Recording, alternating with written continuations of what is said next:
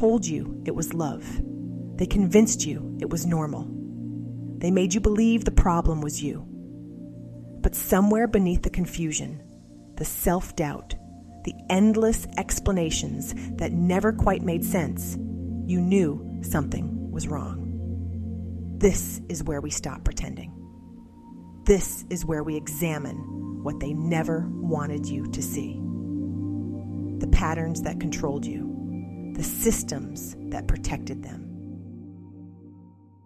If you've ever been slammed for speaking up, told you're too much, or punished for claiming space in a family or relationship ruled by rigid hierarchies, this episode is for you.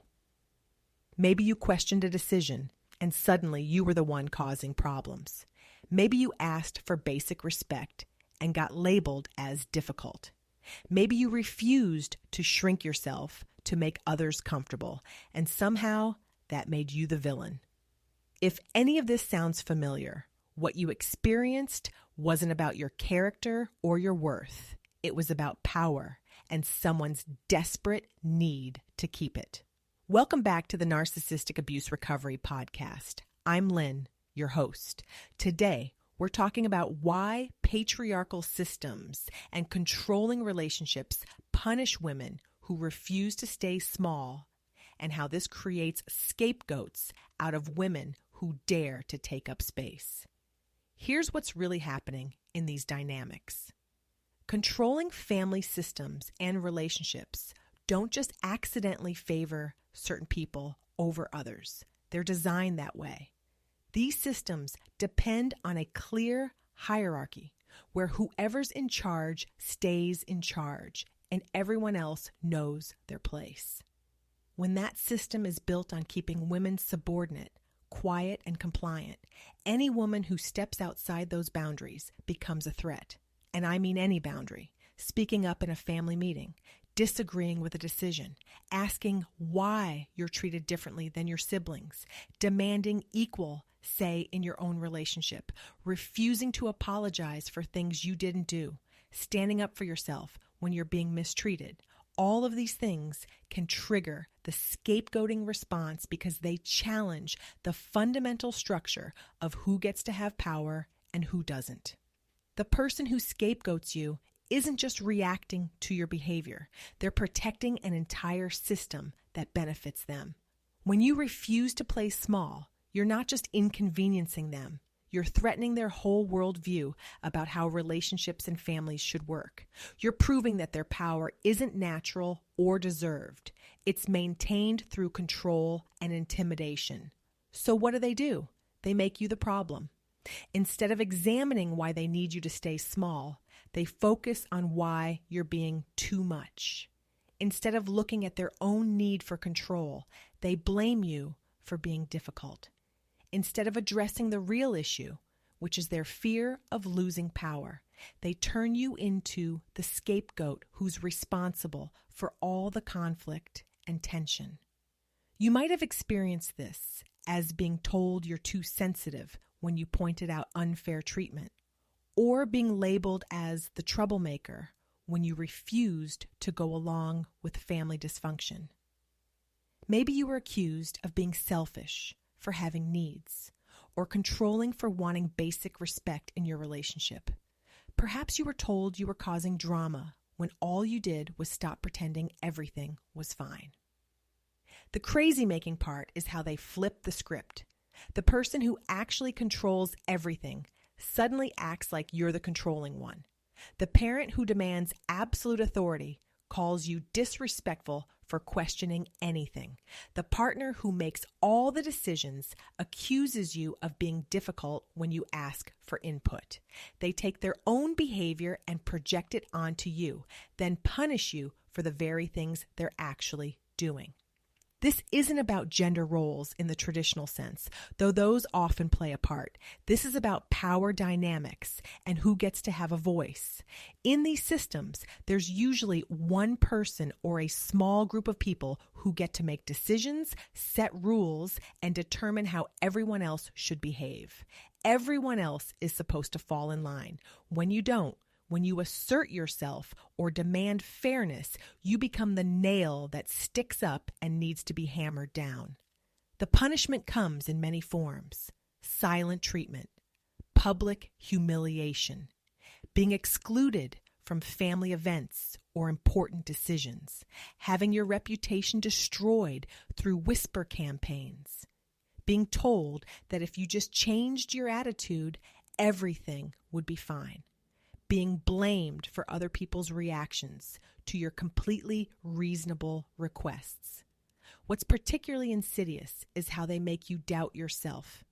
They convince you that your desire for respect, fairness, and basic human dignity is somehow wrong or excessive. They teach you that wanting to be heard is selfish, that standing up for yourself is aggressive, that taking up space is inconsiderate. They train you to believe that being small and accommodating is virtuous, while being assertive and confident is problematic. Here's what I need you to understand. Your refusal to stay small wasn't the problem. Their need to keep you small was the problem. Your voice wasn't too loud. Their need for silence was too controlling. You weren't too much. Their capacity to handle an equal relationship was too little. These systems work by convincing the people in them that the hierarchy is natural and necessary, that someone has to be in charge, and that someone couldn't possibly be you, that your thoughts, feelings, and needs are automatically less important than whoever holds the power position. When you reject that premise, when you act like your voice matters just as much as theirs, you're not being difficult. You're being threatening to a system built on your compliance. The person avoiding accountability needed you to believe that your perfectly reasonable expectations were unreasonable. They needed you to think that your desire for respect was demanding. They needed you to feel guilty for wanting what every human being deserves, to be treated as an equal in their own relationships and family. But you weren't asking for too much. You were asking for the bare minimum of human dignity, and they couldn't give it to you without admitting their whole power structure was built on domination rather than love or respect. Your too much was actually just enough. Just enough self-respect to question unfairness. Just enough courage to speak up when something was wrong. Just enough strength to refuse to disappear so someone else could feel superior. That wasn't your problem to fix. That was their problem to face. And instead of facing it, they made you carry the blame for their inability to handle an equal relationship. So here's your reflection question. In what ways were you punished or silenced for simply refusing to conform to smaller, quieter roles? Where were you expected to fade away so others could maintain control? And how did that impact your sense of self? This is Lynn, and this has been another episode of the Narcissistic Abuse Recovery Podcast. I'll see you in the next one. Visit our website at movingforwardafterabuse.com for articles, resources, and more support on your recovery journey. Big news! Boost Mobile is now sending experts nationwide to deliver and set up customers' new phones at home or work. Wait, we're going on tour? Not a tour. We're delivering and setting up customers' phones so it's easier to upgrade. Let's get in the tour bus and hit the road. No, not a tour bus. It's a regular car we use to deliver and set up customers' phones at home or work. Are you a groupie on this tour? We deliver and set up phones. It's not a tour. Oh, you're definitely a groupie. Introducing Store to Door. Switch and get a new device with expert setup and delivery wherever you're at. Delivery available for select devices purchased at boostmobile.com. Here's how to stay alive longer so you can enjoy Boost Mobile's unlimited plan with a price that never goes up. Do not mistake a wasp nest for a piñata. Stay alive and switch now at Boost Mobile. After 30 gigs, customers may experience slower speeds. Customers will pay $25 a month as long as they remain active on the Boost Mobile unlimited plan. This work is hard, really hard. Questioning everything you were taught. Seeing systems that were invisible, sitting with truths that change how you see the world. It's exhausting and overwhelming sometimes. There's no timeline for this, no right way to process it. We've gone daily now because these conversations matter. Subscribe so new episodes land automatically when they drop.